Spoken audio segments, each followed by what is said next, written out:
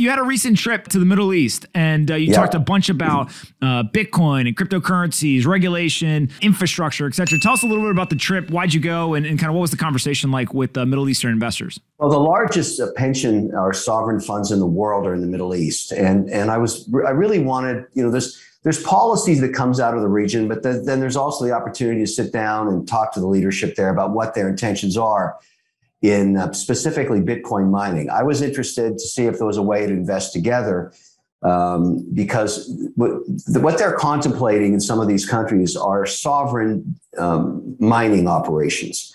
And so what is that going to look like? And so what I learned, and this is, because you were talking about institutional adoption. So let me tell you what I think is going to happen in the next 24, 36 months on this very topic. Once a sovereign fund decides it's going to invest in Bitcoin, it's going to want to mine it sustainably and ethically, because we've got a lot of controversy. It started last year. I remember at Bitcoin 2021 and the whole Elon Musk thing. We've talked about it a lot, the conversation around ESG and is mining Bitcoin going to be compliant with ESG mandates, specifically the Larry Fink letter, the largest asset manager on earth, BlackRock. And so this is what I'm getting out of this conversation and the way I think I'm going to invest, because I've always wanted to open up my own mining operations, and I'm going to probably do it in this calendar year. So number one, is it approved by the community it's set up in, both politically and by the people that live there? What's the plan to give back to that community? So let's take a Nordic country, Sweden or Norway or something like that, where a lot of these adoptions are occurring. It's happening in West Texas too, but the whole idea is that you go to that town in West Texas and you have an agreement with the mayor and the city council. Like you're compliant with them to start off with. You're going to give back to the grid, whatever it's going to be. You're going to mine from the stack heat. Maybe you do hydroponics, whatever it is, you get them on board. Number two, can you keep the award? When you get awarded a coin, can you keep it on the balance sheet? So I, as an institution, can buy your equity.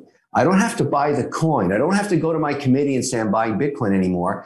I just buy your stock, and now I own the coin, as long as you make the promise to me that you're never going to sell it. Because now I know it's being mined ethically. I know it's being mined with the community in mind. I know the political environment there is on board. I'm not breaching any regulations. And now I own the coin. And I get exposure to the price through the equity.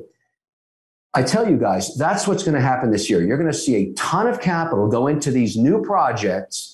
Some of them will use old Chinese stacks because they're all exiting the country, all that equipment, and they're going to be set up in jurisdictions just like the way I described it, with the equity being the way the institution owns exposure to Bitcoin pricing. And those are the deals I'm going to invest in. So when you think about that, are there places in the Middle East that you think this will happen, or is it too hot there? Is the political climate not ready for it? Like, how do you think of the Middle East fitting into that? Because you mentioned the Nordic countries, you mentioned places like West Texas. Is the Middle East potentially a place? They got a lot of oil, they got a lot of power production going on there. Like, how do they think about it? Well, they also have nuclear power there too. They have excessive electricity available. It's about the cooling. You're right about that. There may be a way, and this is being explored by a couple of ventures right now, to build the facilities way underground, underneath the sand, like way down. So the cooling becomes far more efficient. These are really, really large stacks. We're talking about big, close to $1 billion facilities. I think the way to start thinking about this, and I've come to the conclusion, is different jurisdictions. Let's take, if you're an investor like me, you've got to find jurisdictions where they're compliant with the local regulator. Now, the most advanced in my mind right now is Canada. Canada was the first to allow you to do an ETF with Bitcoin as the underlying asset. Then they opened it up for Ethereum. Now they have multiple ETFs in that jurisdiction that people from all around the world are investing in, compliant with the regulator. They just licensed the very first market crypto exchange, the very first in Canada. So it got me thinking, where else is this going to happen? What other jurisdictions are going to open this up and licenses are going to be granted? Eastern Europe, Nordic countries, Middle East regions. So I'm on an airplane all the time now. I'm going to meet with regulators saying, look, this is what we did in Canada. Can we do this here? And when they say yes, I'll invest there too.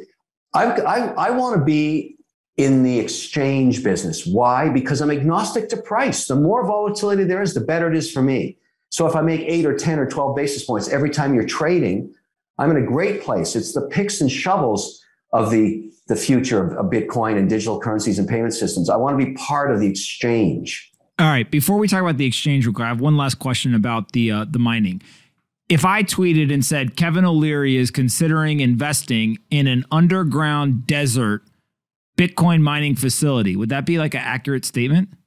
Not yet. Not yet. Not yet, because the technology has not been proven. Got it. It's being conceptualized. But the reason you don't see a lot of stacks in Middle Eastern or desert countries is what you pointed out at the beginning, Pomp. The heating costs are brutal. Yeah. I mean, the cooling costs are insanely, brutal. So it's not time yet because it hasn't been proven. But each year, the technology advances. If there is a cooling system that makes sense, they're going to discover it.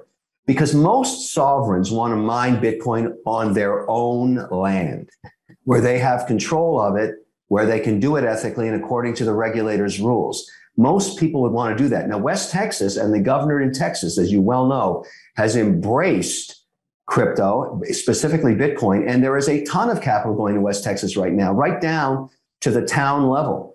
And so there's multiple projects there. And I think you're going to see a lot of capital. And there's a big initiative on right now to find an American manufacturer for stacks so we don't have to buy everything from China for obvious reasons. China's got itself in a little hot water here and there, as you know, but we don't have that yet. So there's a lot to have happen. I think this will be discussed all through 2022. This is where the puck is going.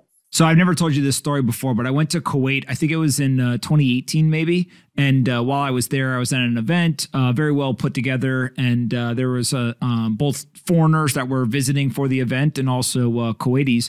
And one of them said to me, hey, do you want to see a Kuwait Bitcoin mine? And I was like, you got a Bitcoin mine? And he was like, yeah.